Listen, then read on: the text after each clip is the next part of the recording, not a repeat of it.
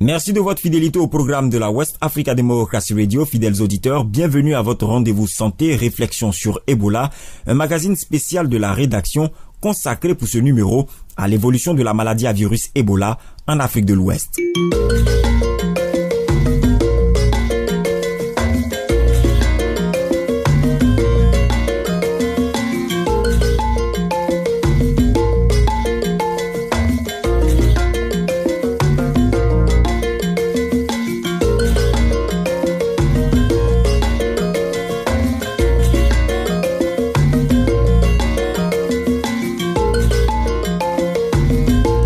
Réflexion sur Ebola, une production de la West Africa Democracy Radio présentée par Suika Ofi.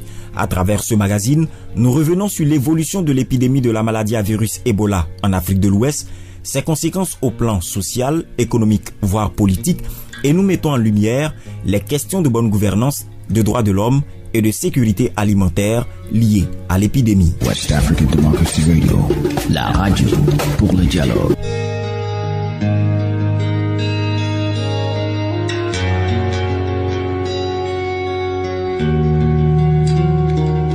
En touchant le Libéria, la Guinée et la Sierra Leone, la maladie à virus Ebola s'est déplacée de son épicentre de flambée d'origine qu'est l'Afrique centrale vers l'Afrique de l'Ouest.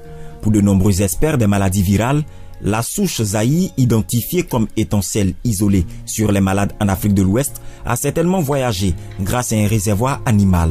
Il s'agit en l'occurrence de la chauve-souris frugivore. Le mode de transmission, ou plutôt du passage du virus du règne animal à l'homme, est donc le même depuis la découverte d'Ebola. Des aires géographiques différentes, mais avec un virus identique, avec les mêmes symptômes, les mêmes modes de transmission et la même virulence.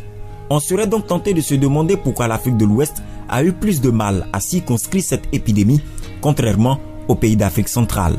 Le professeur Yazdon Pana, chef du service des maladies infectieuses et tropicales à l'hôpital parisien Bichat, l'explique par plusieurs facteurs. Si on regarde un peu l'histoire des épidémies d'Ebola, la première épidémie en Afrique centrale, au Zaïre, en 1976. À la suite de cette première épidémie, il y a eu plusieurs épidémies toujours en Afrique centrale, et notamment au Zaïre, et chaque fois le nombre de cas était moins de 500 personnes touchées. Et l'épidémie s'arrêtait. Donc la première spécificité de cette épidémie, c'est lié au fait qu'on a un nombre très important de cas, ce qui n'a jamais été vu. Mais la première question qu'on s'est posée, c'est comment ça se fait qu'au cours de l'épidémie actuelle, on a eu autant de cas. Les épidémies d'Ebola, c'était au niveau de l'Afrique centrale. Dans les forêts, dans les villages assez isolés, il n'y avait pas énormément de routes, c'était pas en milieu urbain. Là, pour la première fois, l'épidémie, ça a commencé vers Macenta, en Guinée, qui est vraiment très proche des zones frontalières avec Sierra Leone, avec le Libéria, avec un mouvement de population très important dans les urbaines. Donc ça favorisait la transmission et l'épidémie a explosé dans ces pays-là. Donc une des premières raisons, c'est que jusqu'à maintenant, c'était vraiment dans des zones forestières, assez isolées, absence de routes, etc. Donc l'épidémie s'arrêtait assez rapidement. Là, beaucoup de mouvements de population, beaucoup de commerce entre les trois pays dans les zones urbaines. Donc la transmission a été beaucoup plus importante. Deuxième raison, probablement, vous savez, Libéria, Sierra Leone, des pays qui ont connu la guerre. Moi, je connais bien le Libéria. C'est un pays où, il y a quelques années, 2005-2006, il n'y avait pas du tout de structure sanitaire. C'était Médecins sans frontières qui géraient la santé dans ce pays pendant des années.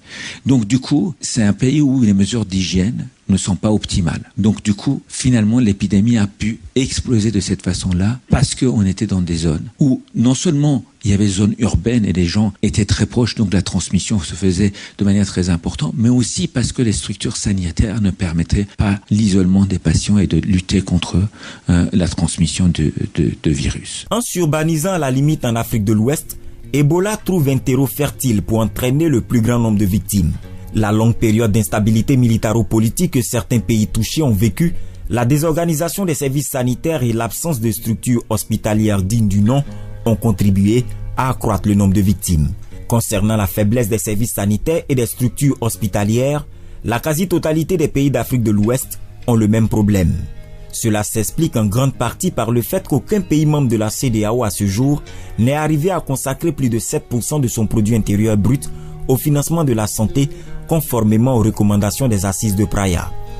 Ebola aurait donc pu faire autant de dégâts au Niger, au Burkina Faso ou même en Côte d'Ivoire si ces différents pays avaient été touchés. Au-delà de ces facteurs d'ordre structurel figure également le non-respect des standards d'hygiène. Le cas de la Guinée le démontre bien. Selon le docteur Bilavogui Pepe, directeur national de l'hygiène publique au ministère de la Santé de la République de Guinée, le pays a été confronté successivement au choléra et à la fièvre Lassa, deux maladies ayant pour dénominateur commun le manque d'hygiène, sans que les populations n'en tirent des leçons. Au plan de l'hygiène, nous avons fourni des efforts, c'est vrai, mais ce qui reste à faire est considérable. Ces maladies ont pour dénominateur commun l'hygiène qu'il faut développer, les mesures de prévention, les précautions standards de prévention dictées par l'OMS. Donc, toutes ces mesures-là devraient être, notamment l'hygiène de la main, l'hygiène corporelle, les mesures qui, une fois appliquées, nous permettent d'éviter autant que possible ces maladies. Vous savez, avec surtout Ebola, une partie importante de la population commence à comprendre que ces mesures seules peuvent permettre d'éviter la maladie. Ça crée la psychose, donc ça permet à chacun de se rendre compte qu'il faut absolument ces mesures parce que les localités qui ne sont pas touchées ne comprenaient pas très bien que ce sont ces mesures-là qui permettent d'éviter la maladie. Mais les localités où la maladie a fait beaucoup de dégâts sont des localités qui comprennent maintenant l'avantage, qui comprennent l'importance de l'hygiène. Et les mesures d'hygiène aujourd'hui, quand vous allez en Guinée, tout le monde comprend, on se lave les mains. Partout où vous partez, que ce soit dans les lieux publics et dans les familles, chacun a son flacon, soit de chlore concentré qui est habituellement utilisé en Guinée avec d'autres désinfectants. Maintenant, la fréquence avec laquelle on fait le lavage des mains, c'est plus que très considérable par rapport à avant. Donc je pense que oui, on a fait beaucoup de progrès en Guinée et je crois que l'épidémie de fièvre à virus Ebola a permis aussi de faire une prise de conscience des Guinéens par rapport à l'hygiène. Peu importe les raisons qui ont contribué à amplifier l'épidémie de la maladie à virus Ebola en Afrique de l'Ouest, une chose est sûre, elle aura contribué à arracher des milliers d'êtres à l'affection de leur communauté et de leur famille. Au-delà des victimes, Ebola a touché aux fondements socioculturels et anthropologiques des communautés. L'esprit d'entraide, l'acceptation de l'autre peu importe son origine, le soutien et l'hospitalité propres aux peuples africains ont littéralement disparu. Le professeur d'anthropologie sociale Cheikh Ibrahima Niang de l'université Cheikh Anta Diop de Dakar a eu l'opportunité de parler à ce qui reste de villages entiers décimés par la maladie. À la peine d'avoir perdu un parent ou un ami, se mêle un sentiment de colère d'avoir été abandonné par un gouvernement et surtout l'incompréhension de ne pouvoir ensevelir dignement les membres de la communauté conformément à la tradition. Nous avons ici une philosophie de la vie et de la mort qui considère la mort comme étant une continuation de la vie sous d'autres formes. Ce qui fait donc qu'il y a comme une sorte de principe de base qui fait qu'on doit faire un ensemble de rituels pour permettre aux morts d'aller en paix, de continuer son parcours ontologique. Ce qui fait que les actes rituels de purification, les bains rituels, le fait de toucher le mort, tout cet ensemble-là a pour fonction de renouveler des relations au niveau de la société, de recréer la cohésion sociale, parce que c'est en même temps aussi des pratiques et des rites de réintégration, de recomposition de la société à l'occasion de la mort. Nous devons partir de cela. Nous devons partir des valeurs et des concepts qui sont derrière cela, dont, comme je vous l'ai dit tout à l'heure, la reconstruction de la cohésion sociale, mais aussi l'expression de l'empathie. Nous sommes dans des sociétés où l'expression de l'empathie a non seulement pour objet de reconstruire la solidité des liens, mais aussi d'agir sur le corps et l'esprit des individus. C'est-à-dire que quand une personne est malade, le fait de la toucher, le fait de montrer une certaine solidarité avec elle, le fait de la prendre en charge, et généralement c'est le fait des femmes, mais aussi des hommes, tous ces faits-là ont pour but d'éloigner la maladie, de renforcer psychologiquement l'individu et de préparer son corps à résister face à la maladie. Et en même temps aussi de reconstruire les différents tissus sociaux qui permettent la cohésion de la société. Donc nous partons de ces éléments positifs.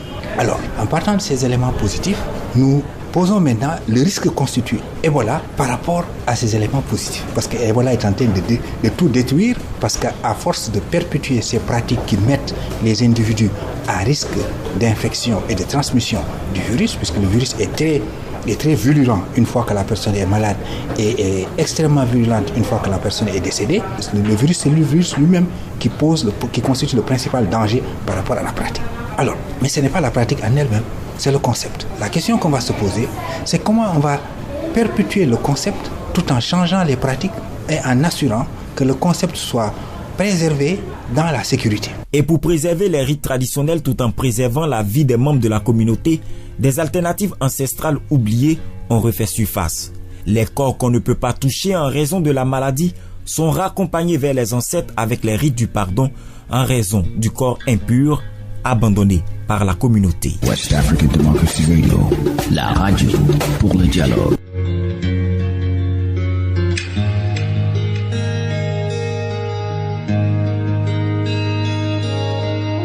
Si des alternatives ont été trouvées pour perpétuer la tradition sans toutefois exposer les membres de la communauté, peut-on en dire autant au plan des relations inter-États au cours de cette épidémie? L'alternative toute trouvée par certains États pour se protéger contre Ebola aura consisté simplement à la fermeture des frontières. C'est le cas de pays comme la Côte d'Ivoire ou le Sénégal, bien qu'une telle décision ne se justifiait pas au regard des principes de l'Organisation mondiale de la santé. Rodrigue Barry, chargé de la communication du plaidoyer pour l'Organisation mondiale de la santé, équipe interpays, chargée de l'Afrique de l'Ouest.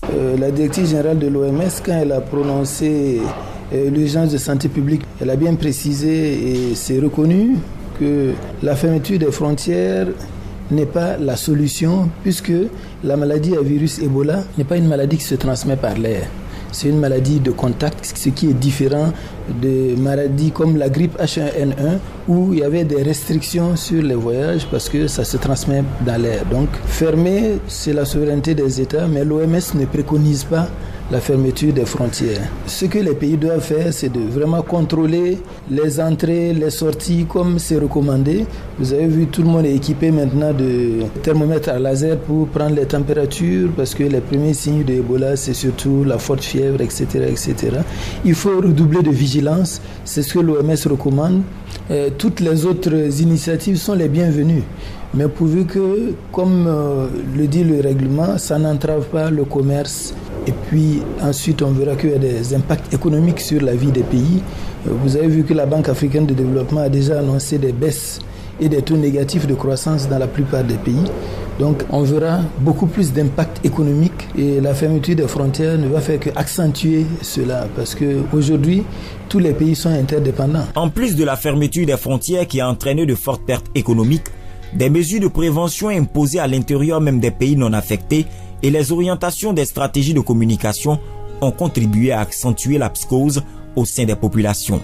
La communication en situation de crise sanitaire, clé de voûte du succès des campagnes anti-Ebola en Afrique centrale, a bien eu du mal à porter des fruits en Afrique de l'Ouest. Les raisons de ce quasi-échec sont multiples.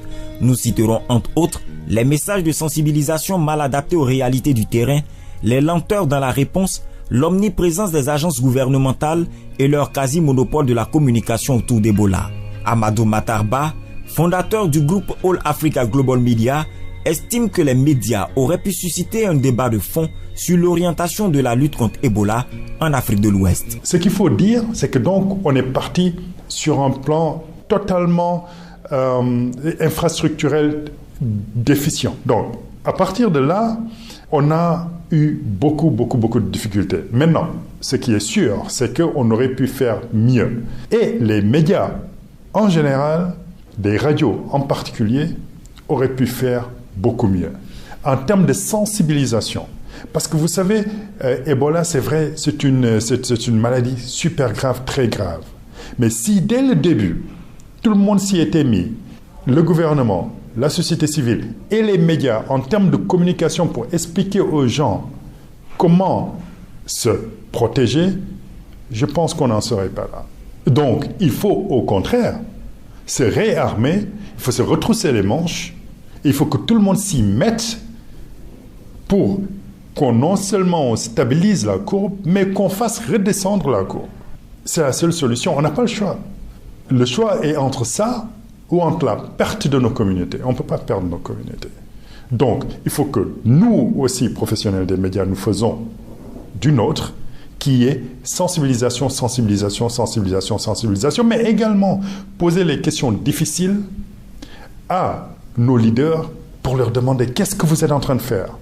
Pas simplement au niveau national, je parle même au niveau local, au niveau des communautés. Il faut que les gens dans les villages puissent demander aux responsables de la santé dans leur village qu'est-ce que vous avez fait, qu'est-ce que vous êtes en train de faire au cas où on aurait un cas. C'est surtout ça, poser des questions qu'il faut aux personnes qu'il faut afin que la mobilisation se fasse. Mais la plupart du temps, lorsque nous nous approchons des professionnels des médias, des entreprises de presse, de nombreux patrons de presse ont peur d'envoyer leurs hommes dans ces pays qui sont touchés par la maladie à virus Ebola. On ne remarque qu'il n'y a que des grands médias, CNN, RFI, France 24, qui ont le courage d'envoyer leurs reporters. Est-ce que l'Afrique aussi, au plan médiatique, doit délaisser la couverture d'Ebola sous prétexte qu'il y a des risques pour les hommes et les femmes qui doivent aller sur le terrain? Absolument pas. Quelle est la vocation du journaliste? La vocation du journaliste est d'être là où les populations ne peuvent pas être nécessairement pour pouvoir parler de ce qui se passe. Il faut que les professionnels des médias puissent être sensibilisés à leur propre protection. Il ne s'agit pas d'aller se jeter dans les bras d'Ebola. Non, il faut que les professionnels des médias soient sensibilisés à comment éviter cette maladie, mais qu'on les envoie également avec toute la protection et toute la garantie nécessaire pour qu'ils puissent bien faire leur travail. Parce que c'est la seule solution. Il n'y en a pas d'autre. CNN, BBC, etc., c'est très bien. Mais qui dans nos villages, qui dans nos communautés a accès à CNN, à BBC et qui comprennent ce qu'il dit? Ce sont des chaînes qui parlent en anglais. OK? C'est peut-être bien en Sierra Leone et au Libéria, pas en Guinée, pas en Côte d'Ivoire, pas... Et il faut qu'on fasse attention. Si on ne s'y met pas en tant que professionnel des médias, il y a peu de chances que nos populations soient sensibilisées à comment éviter de contracter cette maladie. Donc il faut que nous tous, que nous nous y mettions, travaillant de concert avec les gouvernants, les gouvernements, avec la société civile, avec les associations, partout où c'est possible, pour qu'enfin on puisse arrêter la progression de cette maladie. Vous écoutez Réflexions sur Ebola, une coproduction de la West Africa Democracy Radio et de l'ONG Oxfam. Bien que les stratégies de communication aient par moments été mises en place dans une certaine précipitation, elles auront par endroits contribué à freiner la propagation de la maladie à virus Ebola. Le matraquage médiatique à travers tous les supports de communication en Côte d'Ivoire aura permis à titre d'exemple d'informer un maximum d'Ivoiriens. Une stratégie payante qui explique en grande partie le fait que le pays jusqu'à ce jour n'a enregistré aucun cas de contamination.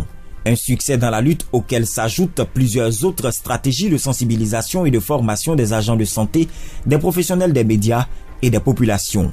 Dr Daouda Koulibaly, chef du service de surveillance épidémiologique à l'Institut national d'hygiène publique de Côte d'Ivoire. L'épidémie a été déclarée le 21 mars 2014 en Guinée. Et la Côte d'Ivoire partage une frontière commune avec ce pays. Puis par la suite, l'épidémie s'est propagée également au Libéria qui partage une frontière avec nous. Les mesures qui ont été mises en place ont été des mesures immédiates. Donc, renforcement du contrôle sanitaire aux frontières, surveillance épidémiologique. Mais la mesure phare a été surtout l'information et la sensibilisation des populations, avec l'implication des autorités préfectorales, avec l'implication de la communauté elle-même, et puis la mise en place de ce qu'on appelle des centres de coordination avancés, donc des équipes qui sont allées soutenir les équipes locales, faire en sorte que le centre des décisions se déplace directement au niveau des centres des opérations, et c'est comme ça que nous avons procédé jusqu'à présent. Et puis avec l'évolution de l'épidémie, avec l'augmentation du risque de propagation de la maladie chez nous, des mesures dites exceptionnelles ont été mises en place. Il s'agit des mesures de restriction de mouvement, des fermetures de frontières, ainsi de suite. Donc voilà un peu comment la Côte d'Ivoire essaie de gérer cette situation jusqu'à présent. Est-ce qu'on peut dire aujourd'hui que dans le hameau le plus reculé de la Côte d'Ivoire, un médecin ivoirien peut reconnaître la maladie à virus Ebola, puisque la plupart du temps, selon les informations qui nous reviennent, cette maladie débute comme un banal palu? Oui, les médecins ivoiriens ont été formés à la reconnaissance d'un cas suspect de fièvre Ebola. Mais Connaître un cas en lui-même n'est pas difficile. Vous l'avez dit, les signes sont similaires un peu à d'autres maladies qui sont beaucoup plus fréquentes chez nous. Fièvre, maux de tête, saignement, diarrhée, douleur abdominale. Donc ça, c'est des signes classiques de plusieurs maladies.